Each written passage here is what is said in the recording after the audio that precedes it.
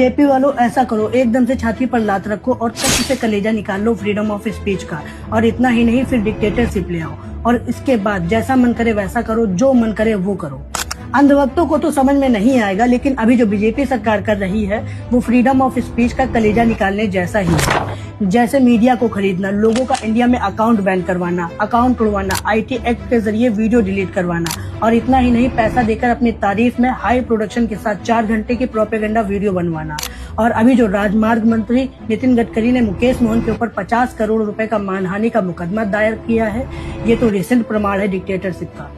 मुकेश मोहन के साथ क्या हुआ है उसे मैं थोड़ा बताने की कोशिश करता हूँ। जैसे मैं या हम जैसे creator NCRB, NITI Aayog, trusted news articles या फिर ट्रस्टेड मैगजीन के डाटा के बेसिस पर न्यूज बताने या फिर जिन गंभीर बातों को सरकार ने हमसे छुपाने की कोशिश करी है उन्हें सामने लाने की कोशिश करते हैं। वैसे ही मुकेश मोहन ने भी द कारवां मैगजीन से पत्रकार कौशल श्रॉफ की रिपोर्ट के आधार पर नितिन गडकरी के परिवार से जुड़ी रैम्बल एग्रो एंड फूड्स नाम की कंपनी द्वारा बीफ निर्यात करने की बात सामने लाने की कोशिश करी थी, जिस रिपोर्ट में महाराष्ट्र पुलिस द्वारा एक ट्रक जब्त किए जाने का जिक्र था और उस ट्रक में गौमांस होने का भी आरोप लगा था।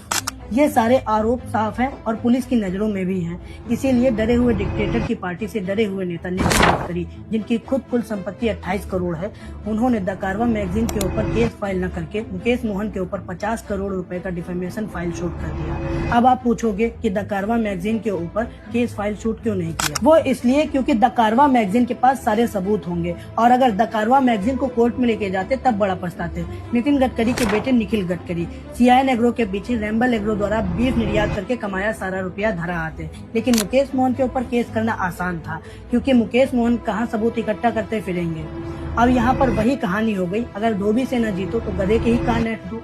और एक कान ऐंठना कोई नॉर्मल सी चीज नहीं है, ये हर एक क्रिएटर और हर एक एक्टिविस्ट के लिए साधारण सा संदेश है।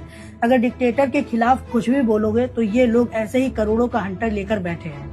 ये लोग केवल कहते हैं आलोचना लोकतंत्र के लिए अनिवार्य है, लेकिन आलोचना इनके लिए एक डूबती हुई कश्ती है। वैसे भी सरकार के खिलाफ बोलने में फटती है, अगर बोल भी रहे हो तो खिलाफ न जाना कभी तानाशाह के, अगर गए तो तुम्हारे ऊपर भी ऐसी ही विच हंटिंग हो सकती है।